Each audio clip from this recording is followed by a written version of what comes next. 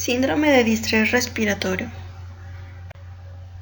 Vamos a iniciar hablando un poco de la anatomía de las estructuras del sistema respiratorio, que recordemos que la función del sistema respiratorio es filtrar y administrar de oxígeno la sangre para que se vaya a los órganos de todo el cuerpo.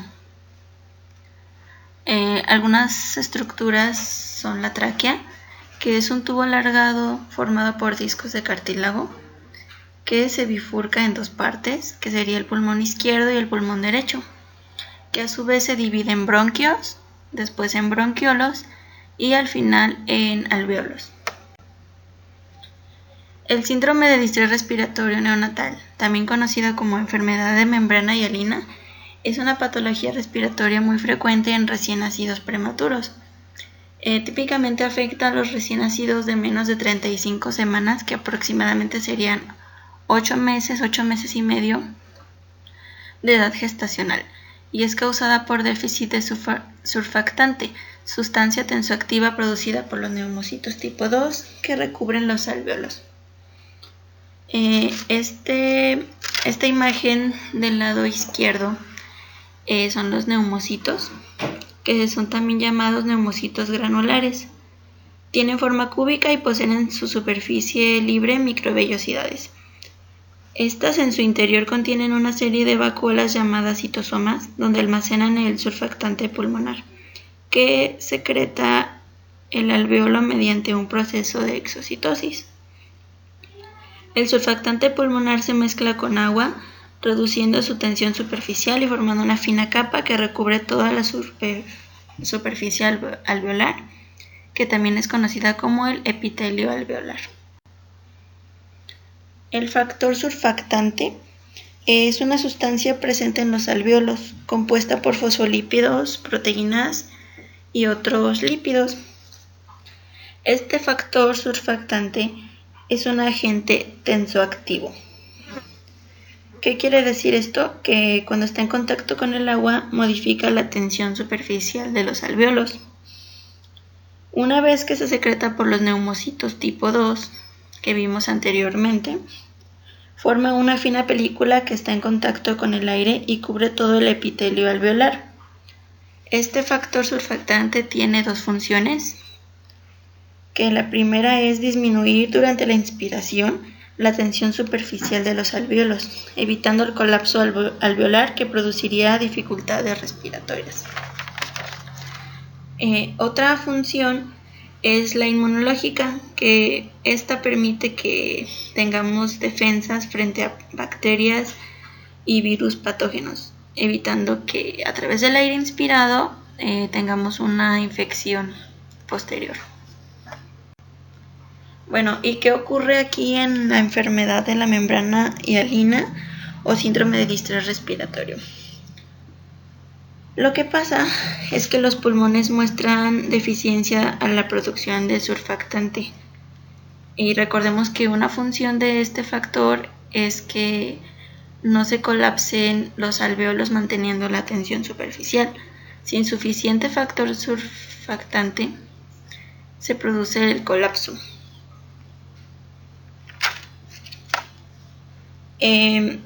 Es las células de los neumocitos tipo 2 que producen el factor surfactante aparecen en el feto a partir de la semana 24 de gestación y comienzan entonces a producir pequeñas cantidades del surfactante pulmonar. Sin embargo, en esta enfermedad no se producen cantidades suficientes en el feto hasta la semana 35, y es por eso que el recién nacido nace presentando la enfermedad de la membrana hialina. Las manifestaciones inician con el aleteo nasal, que es una respuesta inmediata del cuerpo ante la falta de aire. Lo que se pretende es que al abrirse más el arco nasal, se espera que se ingrese mayor cantidad de aire, o sea, mayor oxígeno.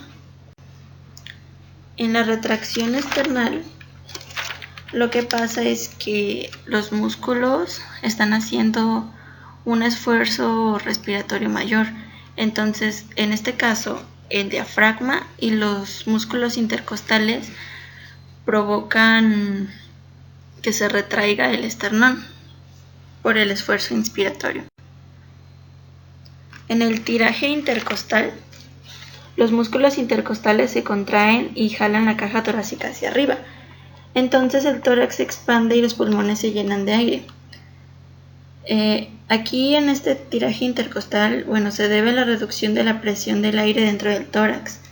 Esto sucede si las vías respiratorias, ya sean altas o bajas, están parcialmente obstruidas. Como resultado, los músculos intercostales se retraen hacia adelante y hacia adentro, entre las costillas, cuando el recién nacido respira, y es por eso que se ven separadas. En la cianosis es ya en casos un poquito más avanzados, que el recién nacido presenta una coloración azul en la piel. Principalmente inicia la cianosis periféricamente, quiere decir que está presente en las extremidades, como pueden ser los dedos de las manos o de los pies, y posteriormente inicia en los labios o en la cara. Esto quiere decir que no hay suficiente aporte de oxígeno.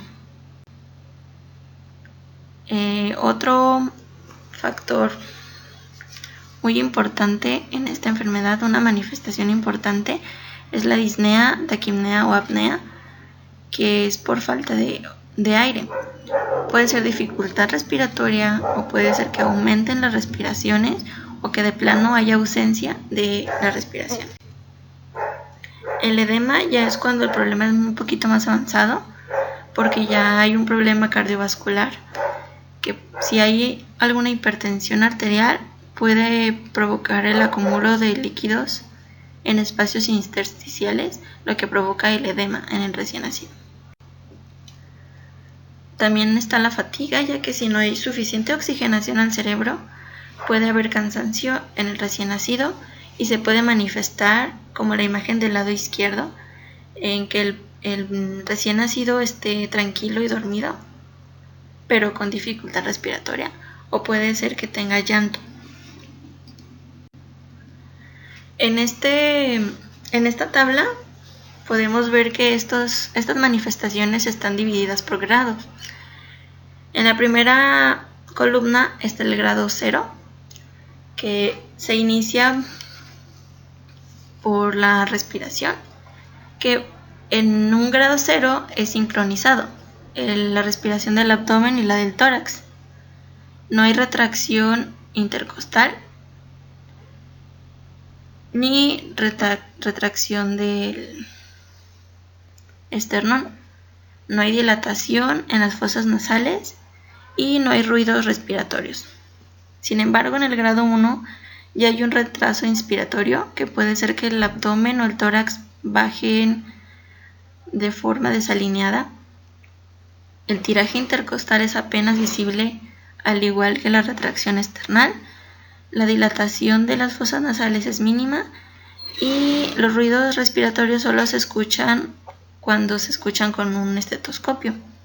En el grado 2 ya los movimientos respiratorios del abdomen y el tórax son en sierra. ¿Qué quiere decir? Que ya sea que uno baje y uno suba, o uno suba y otro baje. Ya la respiración es en forma de zigzag, en sierra. Ya hay un tiraje intercostal importante, que es muy notorio, al igual que la retracción esternal y la dilatación de las fosas nasales. Y los sonidos respiratorios ya no necesariamente se escuchan con el estetoscopio, sino que ya son perceptibles de forma notoria. El diagnóstico se basa en los siguientes puntos, que el principal sería en la sintomatología, ya que si nosotros vemos al recién nacido con cianosis, con tiraje intercostal, retracción esternal o dificultad para respirar, ya podemos darnos cuenta que tiene un problema respiratorio. También está la radiografía de tórax, gasometría arterial, oximetría de pulso, que es muy importante mantener los niveles de oxígeno en el recién nacido y estarlos monitoreando. Y ya en casos más avanzados, un electrocardiograma. En la radiografía Primero puede verse normal, pero posteriormente irá apareciendo el patrón típico del síndrome, que se caracteriza por la disminución del volumen pulmonar, un patrón retículo nodular, que sería un aspecto de vidrio esmerilado, como se puede observar en esta radiografía. Y aquí también se debe valorar la presencia de complicaciones como escapes aéreos, que sería el neumotórax o enfisema intersticial, y posibles malformaciones asociadas, que podemos darnos cuenta al observar la radiografía. Además, en esta radiografía se observa el tiraje intercostal muy notorio. En la gasometría arterial valoramos los rangos normales, que sería el pH, la presión parcial de dióxido de carbono, presión parcial de oxígeno y el bicarbonato. Aquí es muy importante evitar que el pH esté por debajo del rango normal, que es 7.35, 7.45, ya que si es más bajo el pH, podemos diagnosticar una acidosis que es importante tratar en el recién nacido. Ya el tratamiento médico y farmacológico se basa en los siguientes puntos: que si el síndrome se reduce considerablemente cuando el parto se retrasa hasta que los pulmones del feto han producido surfactante en cantidad suficiente. Cuando el parto prematuro no se puede evitar, los obstetras administran a la madre betametasona.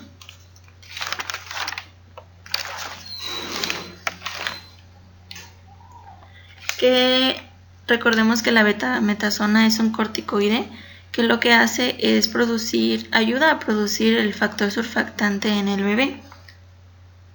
Se utiliza un tratamiento prenatal a la madre con este corticoide de forma intramuscular, 2 dosis de 12 miligramos separadas por un periodo de 24 a 48 horas.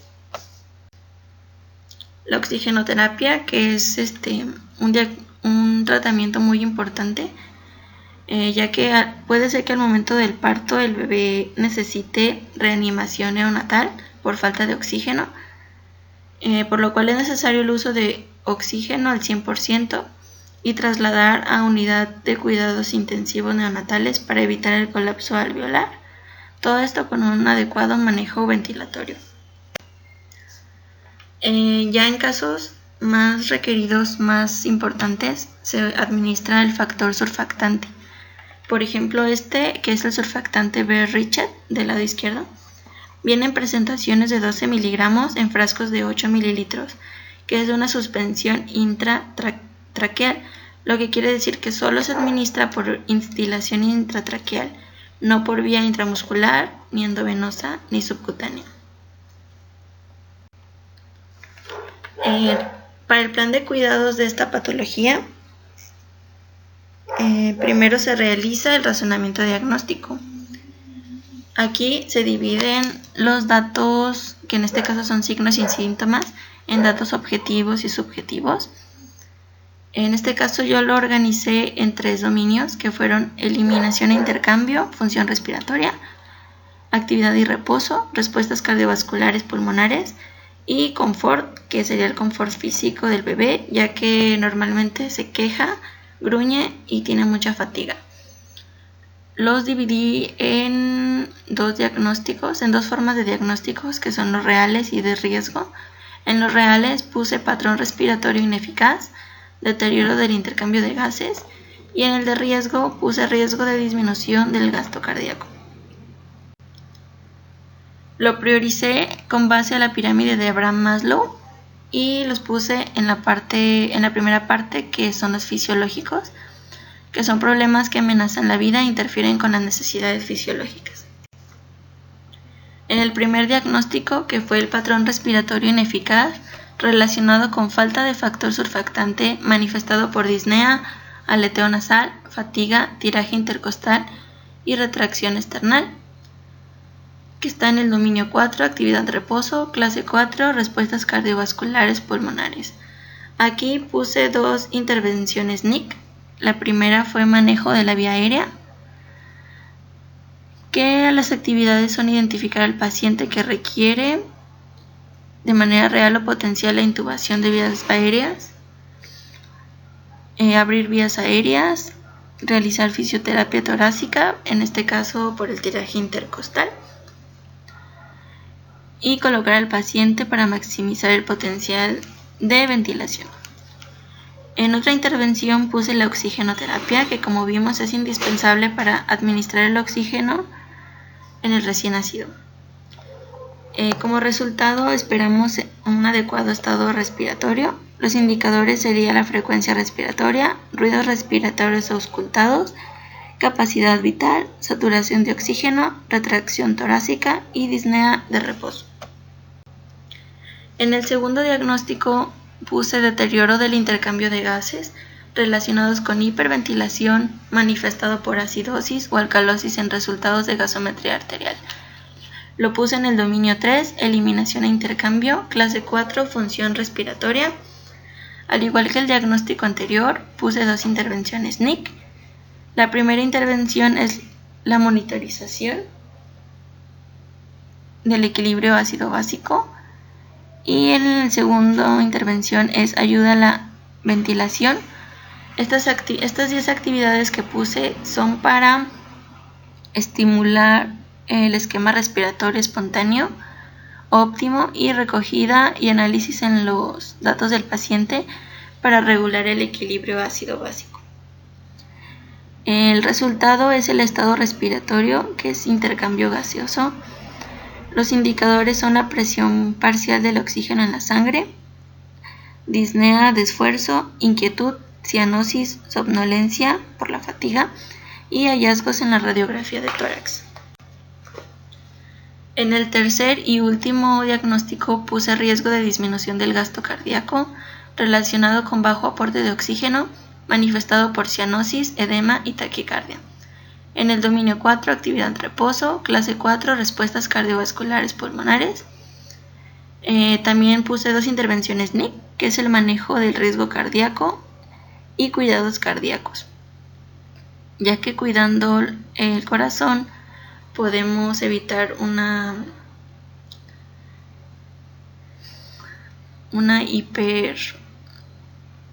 hiperesfuerzo del corazón, evitando hipertensión arterial, lo que nos ocasiona el edema.